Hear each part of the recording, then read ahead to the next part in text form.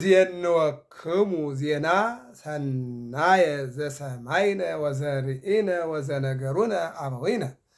መልካሙን ዜና እንነግራችኋለን። በስመ አብ ወወልድ ወመንፈስ ቅዱስ አሐዱ አምላክ አሜን። በዓለም ላይ የምትኖሩ ኦርቶዶክሳውያን የእግዚአብሔር ልጆች ሰላም እግዚአብሔር ይብዛላችሁ። ታኅሳስ 24 ቀን ልደቱ ለጻድቁ አቡነ ተክለ ሃይማኖት። እሱም በተመለከተ አጠር መጠን ያለ የወንጌል አገልግሎት እንነጋገራለን። የምንጀምረው በድጓው ነው። ዛሬ በ23 ዋዜማ የበዓሉ ዋዜማ በሚል ሊቃውንቱ መጀመሪያ በዜማ ከዚያ በመቋሚያ ከዚያ በጸናጽል የሚውል ቃለ እግዚአብሔር ዋዜማ ይባላል። ምን ይላል? ንዜንወክሙ ዜና ሰናየ፣ መልካሙን ዜና እንነግራችኋለን፣ የምስራች ዜና እንነግራችኋለን። ለሀገራችን ለኢትዮጵያ እግዚአብሔር አምላክ ያሰማልን መልካሙን ዜና። ያው ሰናይ እገሪሆሙ ለእለ ይዜንዉ ዜና ሰናይ፣ መልካሙን ዜና የሚያወሩ የተመሰገኑ ናቸው፣ ሰናይ መልካም ናቸው ይላል። ዛሬ የጠፋው መልካም የሚያወራ ደግ የሚያወራ ነው። በዚህ ጊዜ ደስ ይላል። ዘሰማይነ ወዘርኢነ፣ በጆሯችን የሰማነውን በዓይናችን ያየነውን እንነግራችኋለን። የዮሐንስ ወንጌል ምዕራፍ 1 ቁጥር 10 ላይ ጌታ ራሱ ምን አለ? ያየነውን እንናገራለን፣ የሰማነውን እንመሰክራለን፣ ምስክርነታችን እውነት ነው ይላል። እውነት የሆነ ምስክር እንድንመሰክር ሁላችንንም እግዚአብሔር ይርዳን። ይህንን የሚናገረው ቅዱስ ያሬድ ከታላቁ መጽሐፍ ቅዱስ ከወንጌሉ ላይ የዮሐንስ ወንጌል ምዕራፍ 1 ቁጥር 10 ላይ የተጻፈውን ጌታ ራሱ የተናገረውን የሰማነውን እንናገራለን ያየነውን እንመሰክራለን ብሎ ጌታ በተናገረው አምላካዊ ቃል ተነስቶ ምን አለ? ንዜንወክሙ ዜና ሰናየ፣ መልካሙን ዜና መልካሙን ቃላት እንነግራችኋለን። ዘሰማይነ ወዘርኢነ፣ የሰማነውን ያየነውን፣ ወዘነገሩነ አበዊነ፣ አባቶቻችን የነገሩልን። ዜነውነ ዜና ነቢያት፣ ዜነውነ ዜና በትስብእት አለ ቅዱስ ያሬድ። ነቢያት ነገሩን፣ በደስታ ነገሩን፣ አባቶቻችን ነገሩን። ይእዜሰ ክሱተ ኮነ፣ አባቶቻችን ነቢያት አባቶቻችን ሐዋርያት የነገሩን ዛሬ ግልጥ ሆነ እያለ ቅዱስ ያሬድ በተለያየ መልኩ ይናገራልና ይህንን ነገር ወዘነገሩነ አበዊነ፣ አባቶቻችን የነገሩን ጳጳሳት፣ ቀሳውስት፣ ወዲያቆናት እያለ መደዳውን ይናገር። ወኩሎሙ መሃይምናት፣ ከጳጳሳት ጀምሮ ጳጳሳት በኢትዮጵያ አሁን ለምሳሌ 6 ፓትርያርኮች አልፈዋል። አሁን 6ኛው አሉ፣ 5ቱ የሉ ጳጳሳት። ከዚያ ጀምሮ ደግሞ ኢትዮጵያ በጣም ብዙ ጳጳሳት አሏት። እነዚህ ሁሉ አስተማሪዎች ናቸው፣ የወንጌል የምስራች ተናጋሪዎች ናቸው። ስለዚህ አባቶቻችን ሊቃነ ጳጳሳት፣ አባቶቻችን ጳጳሳት፣ አባቶቻችን ካህናት፣ አባቶቻችን መምህራን፣ አባቶቻችን መነኮሳት፣ ወንድሞቻችን ዲያቆናት፣ ወኩሎሙ መሃይምናት፣ እንዲሁም ምእመናን አስቀድመው በታሪክም በትውፊት የነገሩንን እንነግራችኋለን፣ የሰማነውን እንናገራለን፣ የነገሩንን እንነግራችኋለን ይልና ቅዱስ ያሬድ ስለ ጻድቁ አቡነ ተክለ ሃይማኖት ሲናገር ብፁዕ ውእቱ አባ ተክለ ሃይማኖት፣ አባ ተክለ ሃይማኖት ድንቅ አባት ነው፣ ብፁዕ አባት ነው። ምድራዊ ሲሆን ሰማያዊ ነው፣ ምድራዊ መልአክ ይባላል ማለት ነው።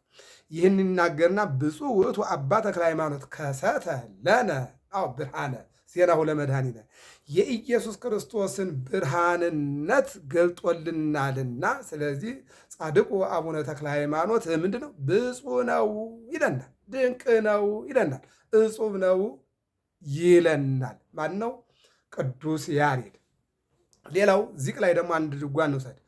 በእንተ ልደቱ ለተክለ ሃይማኖት፣ ተክለ ሃይማኖት በተወለደ ጊዜ አድባር ኮኑ ህብስተ ሕይወት፣ ተራሮች መግቦት ሆኑ። ወፀወ ገዳምን ፈሬው አስካለ በረከት፣ እጽዋቶቹም አበቡ አፈሩ።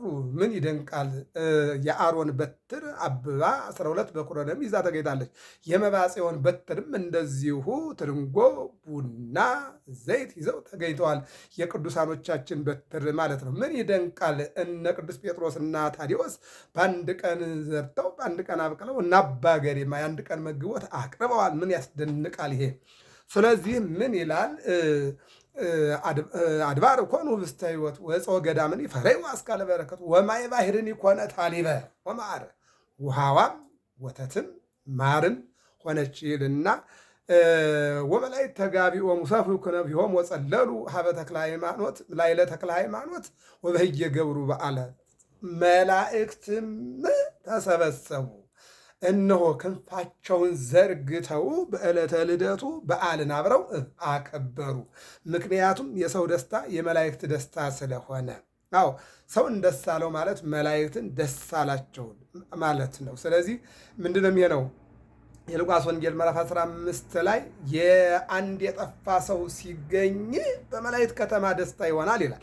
አንድ ያዘነ ሰው ሲደሰት፣ አንድ ያዘነ ሰው ሲጽናና፣ ያጣ ሰው ሲያገኝ፣ አዎ የተሰደደ ሲመለስ፣ የወደቀ ሲነሳ፣ የተረሳ ሲከብር በመላእክት ከተማ ደስታ ይሆናል ይላል። እውነት ነው፣ በመላእክት ይሆናል። በሰው ግን ሰው ክፉ ስለሆነ የሰው ደስታ የራሱ ደስታ አይሆንም። የሰው ማግኘት የራሱ ማግኘት አይሆንም። እንደው ምቀኝነት ይበዛል ማለት ነው። ይህን ነው የሚናገረው። ሌላው አቡነ መምህርነ ማይላፍ ህሩይ ሐውፅም ሰማይ ብርሃነከ ከመ ንርአይ አማን በአማን ተክለ ሃይማኖት ፀሐይ።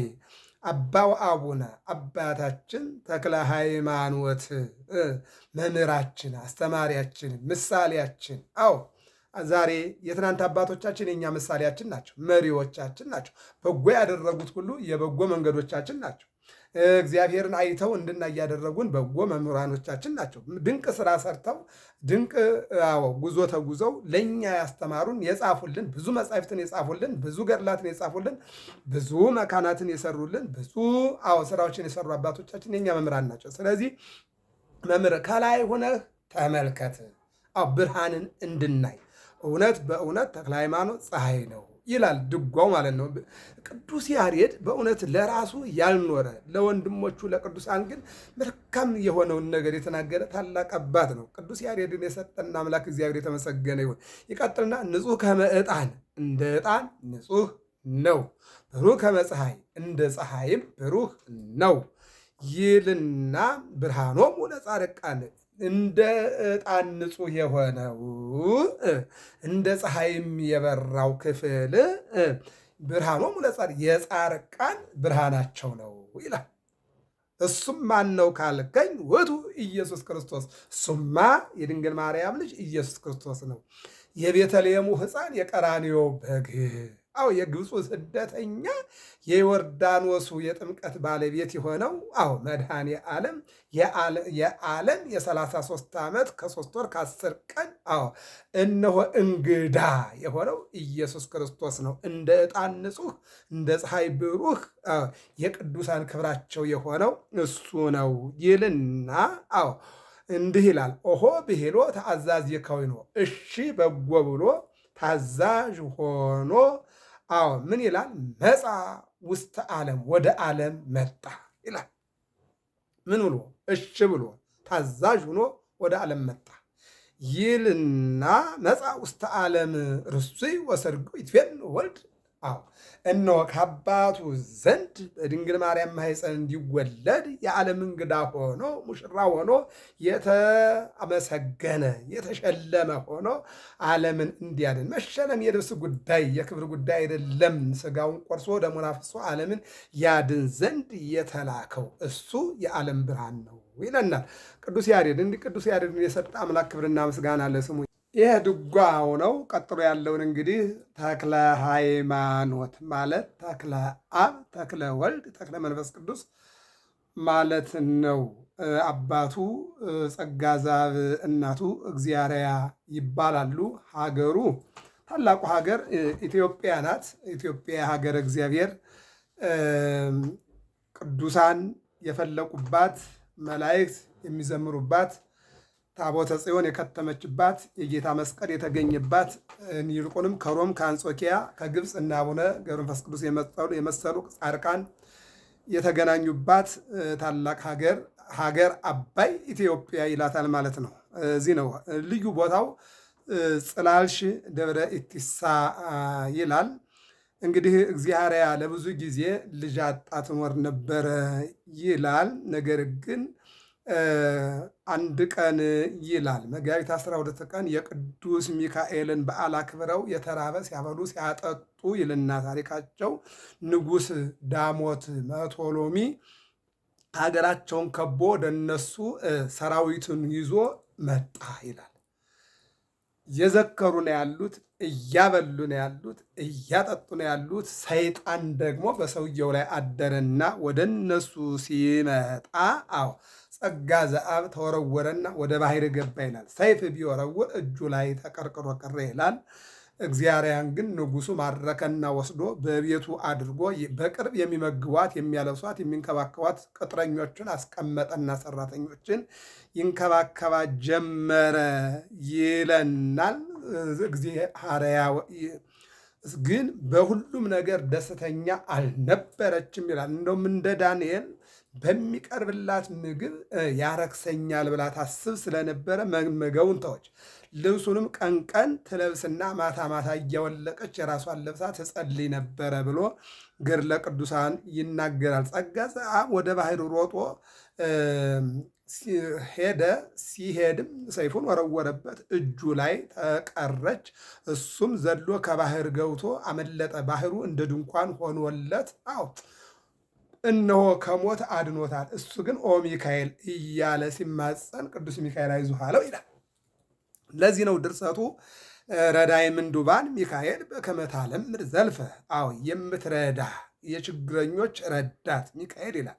ሚካኤል ረዳይ ለእለ ውስተ ባሕር ወየብስ፣ በደረቅና በየብስ የምትረዳ አንተ ቅዱስ ሚካኤል እያለ ደራሲው ስለ ቅዱስ ሚካኤል ይናገራል ማለት ነው። እና እሷ በዚህ በኩል ደስተኛ አልነበረችም። ቀን ቀን የተሰጣት ልብስ ትለብሳለች፣ ማታ ግን እያወለቀች ትጸልይ ነበረ። በ10ኛው ቀን ሰውየው እነሆ አይቷት ወዷት። በነገራችን ላይ ይሄ በዚህ የተጀመረ አይደለም። አብርሃም በአንድ ወቅት ጌራራ ተሰዶ ሄዶ ከሳራ ጋራ ምን አለ? እህቴ ናት እላለሁ ወንድሜ ነው በይ። መልክሽን አይቶ የጌራራ ንጉሥ አቤሜሌክ አንቺን ለመውሰድ ሲል እንዳይገለኝ በዚህ አይነት መልኩ እናምረጥ ብሏት ምንሽ ነው አለና ንጉሱ ጠየቃት። ወንድሜ ነው አለች። እሱም ደግሞ እህቴ ናት አለ። ቀማው ወሰደ። በሌሊት ግን እግዚአብሔር ለአቤሜሌክ የወሰድካት የነቢይ የጻድቅ ሚስት ናትና በሷ ምክንያት አንድም በሱ ምክንያት ሀገርህንም ሀብትህንም ንብረትህንም እንዳታስመጣ የነቢዩን የጻድቁን ሚስት መልስ፣ እምቢ ካልክ ግን በእሷ ምክንያት ሀብትህም አንተም ወገንም ትጠፋላችሁ አለው። እግዚአብሔር አስገድዶ የአብርሃምን ሚስት ሳራን መልሶለታል። አሁን የምናየው ይህንን ታሪክ ነው። ከ10 ቀን በኋላ ግን ሊያገባት ፈለገና መማክርቱን ሰብስቦ ለጣዖት አሰግዶ ሊያገባት አምጧታል። መጀመሪያ ለጣዖት ሊያሰግድ ነው። ከዚያ ቀጥሎ ደግሞ የትዳር አጋሩ ሊያደርጋት ነው። ከማን? ከባሏ ቀምቶ። ከየትኛው? ከካህኑ ከጸጋ ዘአብ ቀምቶ ለራሱ ለማድረግ ማለት ነው። እንግዲህ ጆሮ የማይሰማው ነገር የለም፣ ዓይን የማያየው ነገር የለም፣ ታሪክ የማያስረዳን ነገር የለም። ብዙ ታሪክ አለ በቤተ ክርስቲያናችሁ። እሷ ግን ወደ ፈጣሪዋ ከካህን ንጹሕ ልጅ ስጠኝ ብልህ አንተን ከማያውቅ ከአረሚ ልትሰጠኝ ነው እያለች ስትጸልይ መጥተው ልብሰ መንግስት አልብሰው በራሷ ወርቅ አስረው አቀረቧት ይላል። እሷ ምንድን ነው ያለችው? ከካህን ንጹሕ ልጅ ትሰጠኛለህ እያልኩ ብለምንህ አንተም ከማያምንና አንተን ከማያውቅ አገናኝኸኝ ብላ አለቀሰችና እንባዋን ፈነጠቀችው ወደ ሰማይ ወደ እግዚአብሔር ማለት ነው። በዚህን ጊዜ ነው መጡና ልብሰ መንግስት አለበሱና በራሷ ላይ ወርቅ አድርገው ወደ ንጉሱ አቀረቧት። ለጣዖት ስገጂ፣ መንግስቱን ውሰጂ አላት። እንግዲህ ቅድስት አርሴማን ማየት ነው። ቅድስት አርሴማ ድርጣድስም ዲዮቅልጥያኖስም ይህንን ስጦታ አቅርበውላታል። አንቺ ንግሥት እኔ ንጉሥ እንሁን የሁሉ ያንቺ ይሁን ተብላ ነበረ። ቅድስት አርሴማ ግን አላደርገውም፣ እኔ ሰማያዊ የእግዚአብሔር ሙሽራ እንጂ ምድራዊ ሙሽራ አይደለሁም ብላ አንገቷን ለሰይፍ ጀርባዋን ለግርፋት ሰጣለች። ቤተክርስቲያን ብዙ ባለታሪኮች አሏት ይለናል። በዚህን ጊዜ ነው እሷ ምን አለች? ከድንጋይና ከእንጨት ለተሰራ ምስል አልሰግድም አለችው። አናንያ፣ አዛርያ፣ ሚሳኤል የተናገሩት ንግግር ነው። ቂርቆስና ኢየሉጣ የተናገሩት ንግግር ነው። እነሆ ዓይን እያለው የማያይ ጆሮ እያለው የማይሰማ እግር እያለው የማይሄድ እጅ እያለው የማይዳስስ አሻንጉሊት ይህንን አላመልክም አለች። እሷም ደግሞ እንደነሱ በርትታ ማለት ነው። እምነት ያበረታል። ያን ጊዜ ካህናተ ጣዖቱ ሊጣሏት ግርግር ሲሉ ይላል። ማንን? እግዚአርያን ምን አድርጋ? ጣዖቱን ስለሰደበችው ስለዘለፈችው ሊጣሏት ተነሱ ይለናል ታሪኳ። እንግዲህ መቼም እያንዳንዱ ታሪክ የራሱን የሆነ ጠባሳም መልካም ነገርም አስቀምጦ ሄዷል። ድንገት መብረቅ በረቀና ንጉሱ አይምሮውን ሳተ፣ ከሰራዊቱ ብዙዎቹ ሞቱ ይላል። አየው፣ እግዚአብሔር ያዕቅብ ይላል። እግዚአብሔር ቅዱሳኑን ይጠብቃል።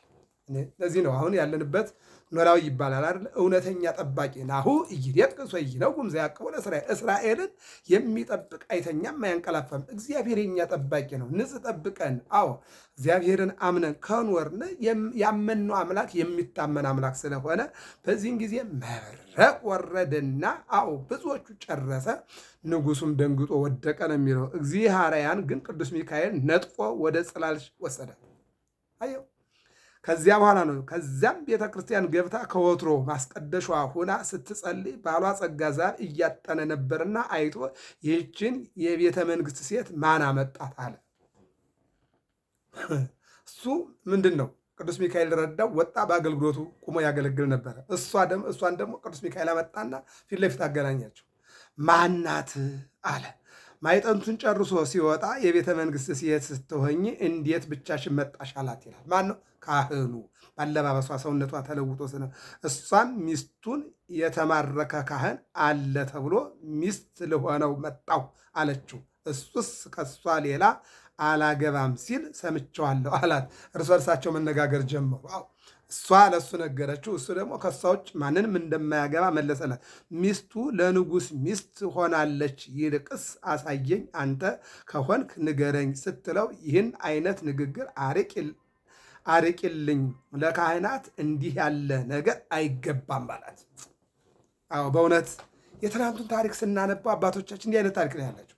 አዎ እንዲህ ገዝፎ መጥቶ እንዲህ ፈተናው መጥቶ አዎ ሜዳው ተስተካክሎ እንዲህ ሲመጣ አይደለም የኔ እሷ ናት፣ እሷ የኔ ናት፣ ከዚህ ውጭ ሌላ ለእኔ አያስፈልገኝም። የትናንት አባቶች እንዲህ ናቸው። እኛ ዘመን ላይ ነው እንግዲህ እንዲህ አይነቱ ነገር የጠፋብን፣ ግራውም የተጋባን እዚህ ላይ ነው ማለት ነው።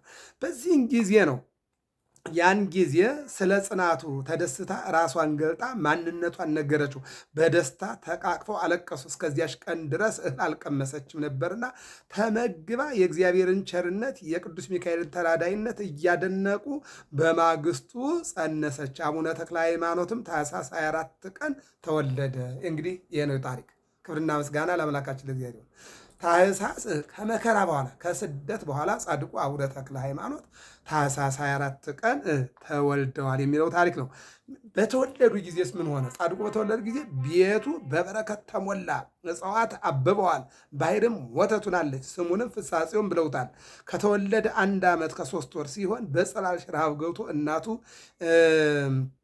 የሚካኤል በዓል ሊታጎልብኝ ነው ብላ ስታለቅስ በቤቱ ያለው ከስንዴ ዱቄት ጀምሮ ማርና ቅቤ ሳይቀር እጁን ሲጭንበት እየበረከተ በዓሉን ዘክራ የቀረውን ሲመገቡት ምረዋል። ሁለተኛ ነገሥት ምዕራፍ 2፣ አንደኛ ነገሥት ምዕራፍ 17 ኤልያስንና ኤልሳን ማየት ነው። አዎ የመበለቷን ቤት በበረከት ሲሞላ ኤልያስ፣ ኤልሳ ደግሞ ያችን ችግረኛዋን ባለቤቷ ሳይሞት ተበድሮ ብድር ሳይከፍል ሞተባት።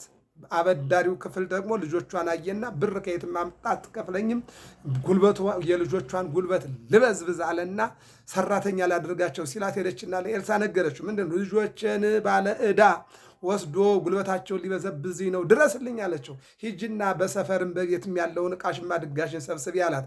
ሄደችና ስትሰበስብ ቤቷ በበረከት ሞላላት። ታዲያ ተክለ ሃይማኖትም ሰው ነው። እንደገና ደግሞ አዎ ኤልሳም ሰው ነው። እግዚአብሔር በቅዱሳኑ ላይ ይህንን ያደርጋል ማለት ነው። ከዚህ በ7 ዓመቱ ሕይወት ብነ ወደሚባል መምህር ሄዶ ሲማር መምህሩ ከሚነግረው የበለጠ የሚተረጉም ሆኗል። ከዚያም ወደ አባ ጌርሎስ ሄዶ ማዕረገ ዲቁና ተቀብሎ ሲመለስ በመንገድ ልዩ ልዩ ተአምራትን እያደረገ ተመለሰ እያለ ጻድቁ ተክለ ሃይማኖት እንግዲህ ብዙ ተአምራት ያደረጉ አባት ናቸው። ኢትዮጵያዊ በቀል ናቸው። የጸለዩ ሕዝበ እግዚአብሔርን ከእግዚአብሔር ጋር ያስታረቁ፣ እንደውም 7 ዓመት በአንድ እግራቸው ቆመው የጸለዩ፣ በጸሎታቸው ብዛት አንድ እግራቸው ቢሰበር አዎ እግዚአብሔር ደግሞ እንደ ሱራፌል 6 ክንፍ የሰጣቸውና ኢትዮጵያን አገልግለው ያለፉ ታላቅ የበረከት አባት ስለሆኑ እንደውም ታሪካቸው ቀጥሎ ምንድን ነው የሚለው? ከዚህ በኋላ ሚስት አጭተው አመጡለት። እሱ ግን ይህን ዓለም ንቆ ሸሽቶ ጠፋና ከጳጳሱ ጌርሎስ ቅስና ተቀብሎ ሊቀ ካህናት ዘምድረ ሸዋ ተብሎ ተሾመ። ወዲያው እናትና አባቱ በ7 እና በ5 ዓመት ልዩነት ሞቱ። ብቸኛ ሆንሁ እያለ ሲያዝን አንድ ቀን ጦሩን ይዞ አውሬ አደን ሄደ። ጌታም በቅዱስ ሚካኤል ክንፍ ላይ ተገለጸለት። ምን ብሎ? ወዳጄ ፍስሐ ጽዮን ሆይ ከዛሬ ጀምሮ አውሬ ሳይሆን የኃጢአተኞችን ነፍስ የምታድን ትሆናለህም። አውሬ አታድንም። ሰዎችን ወደ እግዚአብሔር ታቀርባለህ፣ ከእግዚአብሔር ጋር ታገናኛለህ፣ ወንጌልን ትመሰክራለህ እንጂ ከአውሬ ጋር አትታገድ። ወናሁ ጸጎኩ ከስልጣነ ተፈውስ ዱያነ ወታንስ ሙታነ ወትስድድ መናፍስተ ርኩሳነ እምኩሉ መካን ይላል። ህሙማንን እንድትፈውስ ሙታንን እንድታነሳ ርኩሳን መናፍስትን እንድታባርር ሙሉ ስልጣን ሰጠሁ። ስምህም ተክለ ሃይማኖት ይባል። ሐዲስ ሐዋርያ አለና እግዚአብሔር ስሙንም ቀየረ። ከፍስሐ ጽዮን ተክለ ሃይማኖት፣ ከዚያ ከተክለ ሃይማኖት ደግሞ አዲስ ሐዋርያ ተብሎ ጻድቁ በእውነት ዛሬ ደብረ ሊባኖስን የመሰለ ገዳም ለመታሰቢያነት የያዘ ታላቅ ጻድቅ ነው። ከዚህች ዕለት ጀምሮ ቤቱን ክፍት ትቶ ለስብከተ ወንጌል ወጣ። በ12 ዓመቱ ከአባ ጸሎተ ሚካኤል ገዳም ገብቶ እንጨት እየሰበረ ውሃ እየቀዳ እህል እየፈጨ 10 ዓመት ተቀመጠ። ከሐይቅ ባሕር እንደ ድንጋይ ረግቶለት ከአባ ኢየሱስ ሞዐ ገዳም ገብቶ በጾም በጸሎት ተወስኖ 10 ዓመት ኖረ። እንደገና ደብረ ዳሞ ገብቶ ከአባ ዮሐኒ አስኬማ ለብሶ 10 ዓመት ከደብረ ዳሞ ኑሮ ሊወርድ ሲል ሰይጣን የመውረጃውን ገመድ ቆረጠበት። ያን ጊዜ 6 የጸጋ ክንፍ ተቀብለዋል። 6 ክንፍ የጸጋ ክንፍ የተቀበለ ታላቅ አባት ነው። ስለዚህ ታኅሳስ 24 ቀን ጻድቁ ተክለ ሃይማኖት የተወለዱበት ታላቅ ዕለት ነው እና የጻድቁ በረከት ለሁላችን እንዲሆን የአምላካችን የእግዚአብሔር መልካም ፈቃዱ ይሆንልን። ከዚህ በኋላ ተቀብሎ ኢየሩሳሌምን ጎብኝቶ መካናት ቅዱሳትን ተሳልሞ ተመለሰና በደብረ ሊባኖስ ገዳም በዓት መስርቶ መነኮሳትን አብዝቶ በጾም በጸሎት ጸንቶ ከእጽዋትና ከጥሩ ውሃ ውጭ ስንኳ ምን ሳይቀምስ በትምህርት ኖረ። በዚህ ተጋድሎው ቀድሞ ሲጸልይ አንድ እግሩ ጥር 4 ቀን ተሰበረ። ከዚያም በአንድ እግሩ ለ7 ዓመት ቆሞ ሲጸልይ ኖሯል። እንዲሁም ወደ ሰማይ እየተነጠቀ ከሱራፊል ጋር ሥላሴን እያመሰገነ የኖረ ጻድቅ ነው ይላል። እንግዲህ ንዜንወክሙ ዜና ሰናይ ዘርኢነ ዘሰማይነ ወዘርኢነ የሰማነውን ያየነውን ዜና እንነግራችኋለን። ወዘነገሩነ አበዊነ አባቶቻችን የነገሩንን። እግዚአብሔር ብዙ ጻድቃን ብዙ ቅዱሳን አሉት። ስለዚህ ታኅሳስ 24 ቀን የጻድቁ አቡነ ተክለ ሃይማኖት የልደት በዓል ነውና ሰው መቼም ልደቱ ከዚያ ደግሞ እረፍቱ ወይም መሰወሩ ነው የሚነገረው። ታኅሳስ 24 ቀን ልደቱ ነው። ነሐሴ 24 ቀን ደግሞ የጻድቁ አቡነ ተክለ ሃይማኖት እረፍት ነውና ቅዱሳን ምንድን ነው? የጻድቅ መታሰቢያ ለበረከት ነው። አሁን የጻድቃን ልደት የጻድቃን እረፍት ስናከብር ለበረከት ነው። እነሱ አንድ ጊዜ ከብረዋል። ምንድን ነው? ብፁዕ ብእሲ ዘይሖረ በምክረ ረሲያን በክፎች ምክር ያልሄደ ወይ ዘይነበረ ውስተ መንበረ መስተሳልቃን በክፎች ወንበር ያልተቀመጠ ያ ምስጉን ነው ይለናልና በዚህ አይነት መልኩ አገልግሎታቸውን ፈጽመው ያለፉ ቅዱሳን ስናከብራቸው ስንባረክባቸው እንኖራለንና የጻድቁ በረከት በሕይወታችን አይለየን። አምላከ ተክለ ሃይማኖት ሀገራችን ሰላም ያደርግልን። ገብረ መስቀል ሚዲያ ነው። ሰብስክራይብ፣ ላይክ፣ ሸር አድርጉ። እግዚአብሔር አምላክ ሀገራችን ኢትዮጵያን ይባርክልን።